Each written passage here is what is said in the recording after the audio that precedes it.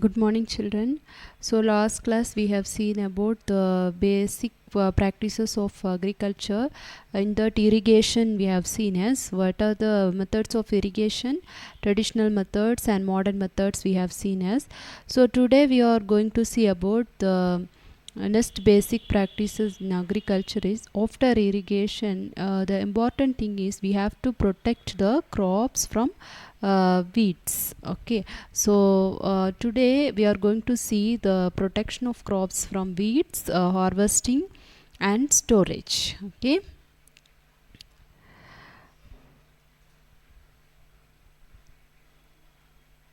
So how we can protect the crops from weeds? So in a field, some undesirable plants, that means other than crops, unwanted plants will be growing along with the crop. So these undesirable or unwanted plants are called as what? Weeds. Okay, so what is meant by weeds? The undesirable plants which grows along with the crop is called as what? Weeds. Okay. So the removal of weeds is called as weeding. Okay, so the removal of weeds is called as what? Weeding.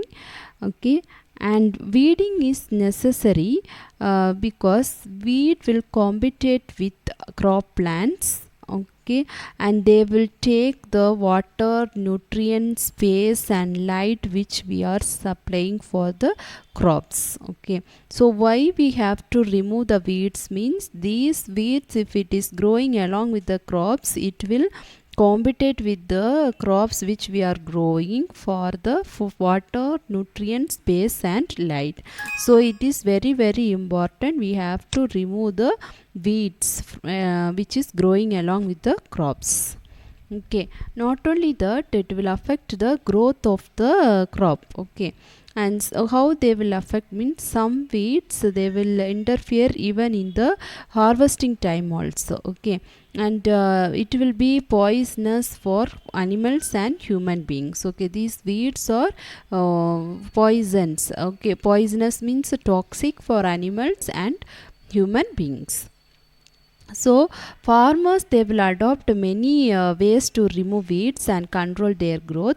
The one of the method adopted by the farmers is tilling. Okay, so you know that before sowing of crops they will till the field. Yes, so tilling helps in uprooting and killing of weeds. Okay, after that which may then that weeds which tilled from the field will be dried and it will be mixed along with the soil. Okay, so the best time for the removal of weeds is before the crops will produce flowers and seeds. We have to remove the weeds which is growing along with the crops. Okay, before the crops will bear flowers and seeds, we have to remove the weeds which is growing along with the crops. Okay, so the manual removal which is used by the farmers is that is physically we can remove the weeds by cutting or uprooting the weeds. Okay, which is close to the ground. Just we have to uproot or cutting them close to the ground from time to time using herbie. Okay, and farmers also they will use the seed drill to uproot the weeds. So weeds are also controlled by using certain chemicals. So the chemicals which is used to remove the weeds, that is called as weedicides. Okay, so weedicide means it is the certain chemicals which is used to control the growth of the weeds in the field. Okay, so how we have to how we can use these weedicides? These are sprayed in the fields to kill the weeds. Okay, but they do not damage the crops. They will not damage the crops. Just we have to spray. So it will kill only the weeds. They will not damage the crop. Okay, and how we have to spray the weedicide means we have to dilute the weedicides with water. Okay, and spray in the field with the help of sprayers. Okay, so the weedicides, it will affect the health of farmers also. Okay, so we already I mentioned that weedicides are sprayed during the vegetative growth of weeds. As before flowering and seed formation, we have to spray the weeds. Okay, spraying of weeds, it will affect the health of farmers, so they should use these chemicals very carefully.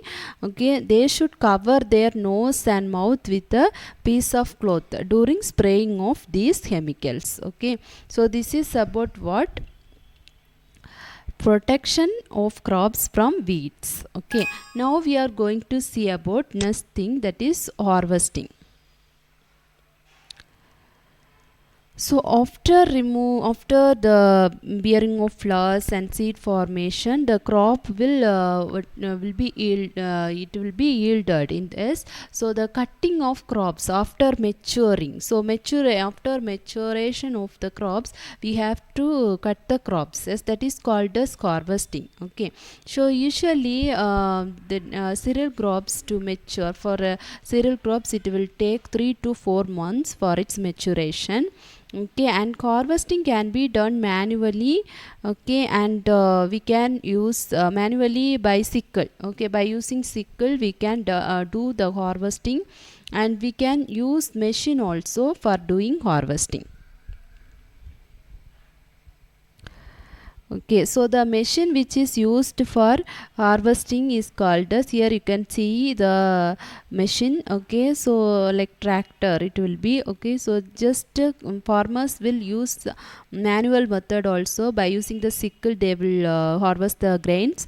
And not only that, they will use the machines also to harvest the grains. So the machine which is used for harvesting the grains is called as harvester. Okay, and removing of the, so while harvesting, what we have to do, we have to remove the grains from the chaff, no, from its chaff. So the removal of chaff from its the separation of the grain from the chaff is called as threshing. Okay, this is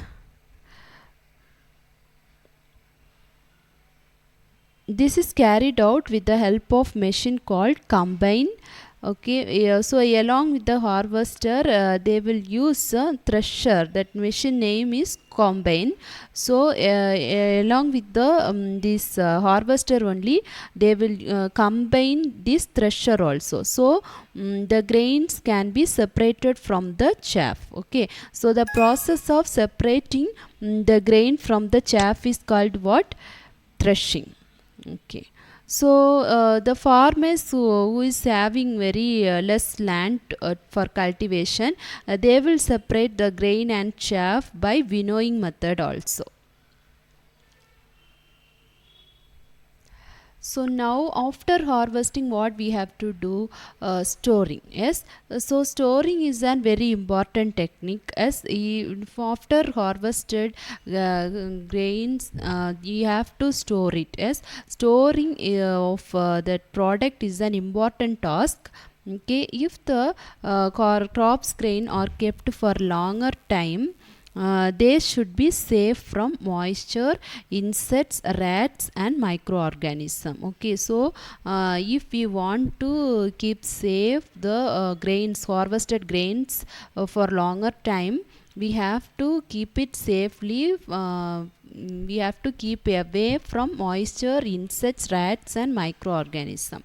Okay, then harvested grains have more moisture content. Okay, so if freshly harvested grains are stored without drying, they may get spoiled or attacked by the microorganisms. So it is very important, we have to keep the grains away from the moisture. Okay, so what we have to do, no, before storing them, the grains have to be properly dried in the sun. Okay, to reduce the moisture content in them. This will prevent the attack by insect pests, bacteria and fungi.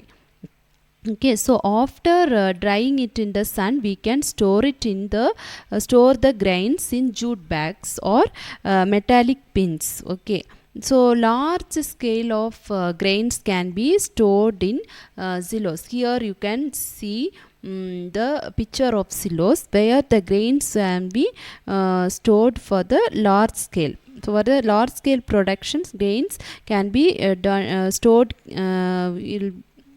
in the silos. Okay, silos and granaries to protect them from pests like rats and insects. Understood, children? Then we can also use dried neem leaves, okay, for storing food grains at home. Okay, for storing large quantities of grains, big goodowns, then specific chemical treatments are required because to protect them from the pest and microorganism. Okay, if it is large scale production, we require what basic some specific chemical treatment also. So in this picture you can see the storage of grains in the granaries, how they will in the jute bags they will store the grains, okay, to prevent the entry of insects, pests, etc. Okay. So I hope that you all understand about this topic. Okay, I have finished this topic. I will send notes for chapter 1. Children, copy the notes and start to read. Thank you, children.